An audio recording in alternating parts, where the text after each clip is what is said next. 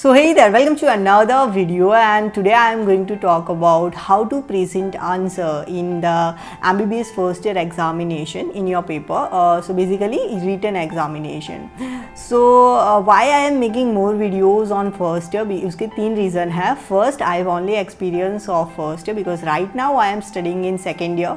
And second कि मेरे वही वीडियोस पे ज़्यादा व्यूज़ आते हैं सो मैं वो वीडियो ज़्यादा बनाता हूँ. एंड थर्ड थिंग कि अभी बहुत सारे लोगों को ज़रूरत होगी शायद बिकॉज आपकी कॉलेजेस एंड यूनिवर्सिटी में एक या दो एग्ज़ाम्स ही हुए होंगे और तो उससे उतना एक्सपीरियंस नहीं आता, तो फिर एक्सटर्नल सोर्सेज से इंफॉर्मेशन लेना ज़रूरी हो जाता है. That's why I am making video and this video is very short. इसमें जो भी मैं बताने वाला हूँ वो शायद आपको पता होगा या फिर नहीं होगा. So it's your choice but watch video till the end. Okay, so let's start the video. And मैंने कुछ पॉइंट्स निकाले हैं जो कि आप सबको पता होगा जब से आप एग्ज़ाम देते आ रहे हो.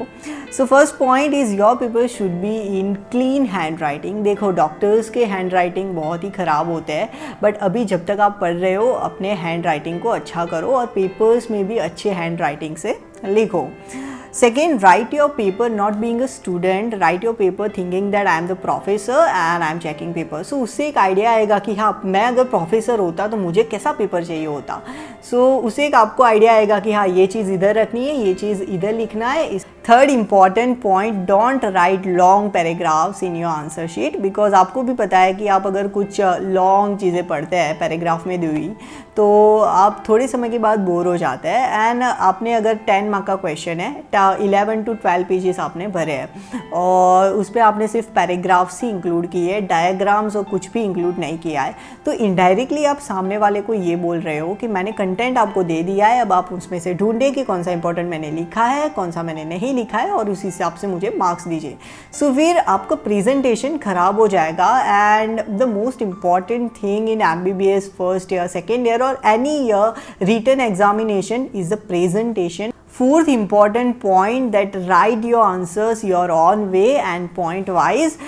मतलब कि जैसा बुक में पैटर्न दिया हुआ है ऐसा लिखने की बिल्कुल ज़रूरत नहीं है, क्योंकि अगर आप पूरी की पूरी बुक लेकर बैठेंगे और उसमें जो भी दिया है वो लिख देंगे तो फिर भी आपको 5 out of 5 नहीं मिलेंगे. इसीलिए अपने तरीके से पेपर लिखो एंड पॉइंट वाइज लिखो, सो आपका जो प्रेजेंटेशन है वो थोड़ा सा अच्छा हो जाएगा. Next tip, that leave one line after each and every point. Okay, so that will make your answer lengthy. अगर आप 4 पेजेस का आंसर लिख रहे हो तो वो 5 पेजेस हो जाएंगे and length is directly proportional to the marks. Now let's talk individually. So for the anatomy, for each and every question, if diagram is possible, draw a diagram clean, neat and fully labeled. Fully labeled इसीलिए बोल रहा हूँ क्योंकि जब भी examiner आपका paper check करेंगे तो वो सिर्फ डायग्राम ही देखेंगे पहले और वो देखेंगे कि हाँ, लेबल सही से किए है, मतलब स्टूडेंट को सब कुछ आता ही होगा.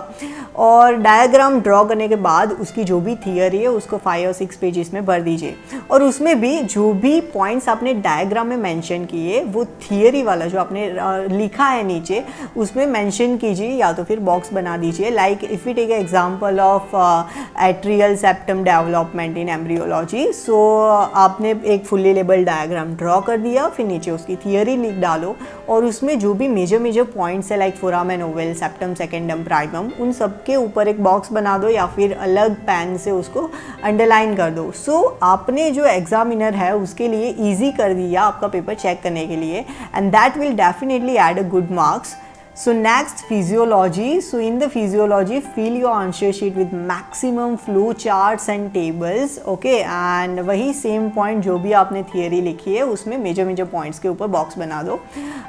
So if we take an example of coagulation pathway, okay, so उसमें पहले तो पूरा जो भी है वो लिख दो, intrinsic, extrinsic, और उसके नीचे theory लिख डालो और जो भी points है वो mention कर दो. Now for the biochemistry charts and all that cycles are enough, but length is equal to marks. So उसके लिए आपको थोड़ा सा तो लिखना ही पड़ेगा. एंड पॉइंट वाइज लिखो. Like if question asked to you gluconeogenesis, so ऐसा लिखो, first is definition, then chemistry, then diagram, then regulation, energetics and clinical defects.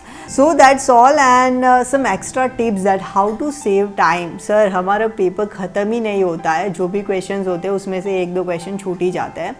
सो उसके लिए फर्स्ट आप अगर हेडिंग डालते हो तो उसके ऊपर एक बॉक्स बना दो, सब हेडिंग के ऊपर बॉक्स बना दो और अब जो भी अदर डिज़ाइंस करते हो पेपर के अंदर वो नहीं करना है, that will they are actually time consuming. Then second thing कि black and blue pen are enough, colourful pen use करोगे तो अच्छा लगेगा बट वो टाइम कंज्यूमिंग है। And third tip is that कि अगर कोई क्वेश्चन आता है लाइक पैरासिम्पैथेटिक सिम्पैथेटिक का डिफरेंस लिखो, तो उसके अंदर आप अगर लिखने बैठ जाओगे 6 और 7 पेजेस तो वो टाइम कंज्यूमिंग होगा। तो उसके लिए आपको क्या करना है कि एक बॉक्स बना दो एक पेज के अंदर एंड सारे डिफरेंस लिख डालो। सो वो आपके टाइम को भी बचाएगा एंड आपको अच्छे मार्क्स भी दिलवाएगा। नाउ सम एक्स्ट्रा टिप्स जो कि मैं नहीं बोल रहा हूँ कि आप करो, अगर आपके पास कोई ऑप्शन ना हो तभी इसको अप्लाई करना है। एंड अगर आप अप्लाई करते हो तो उसके सक्सेसफुल अनसक्सेसफुल होने के चांसेस लाइक 50-50% है या फिर 60-50% है।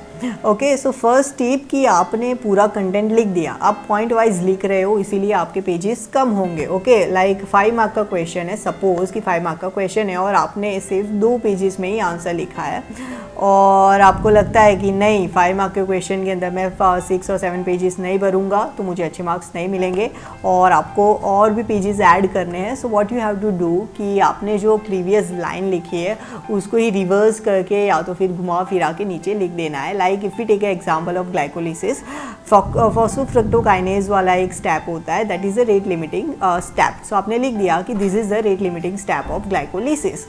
अब आपने तो सिर्फ 2 ही पेजेस भरे हैं और तो आपको लिखना है और भी पेजेस ऐड करने हैं। सो आप उसको रिवर्स कर दो, like in the glycolysis that is a one step and in that step one enzyme is use and that enzyme name is phosphofructokinase and that step is also the rate limiting step of glycolysis.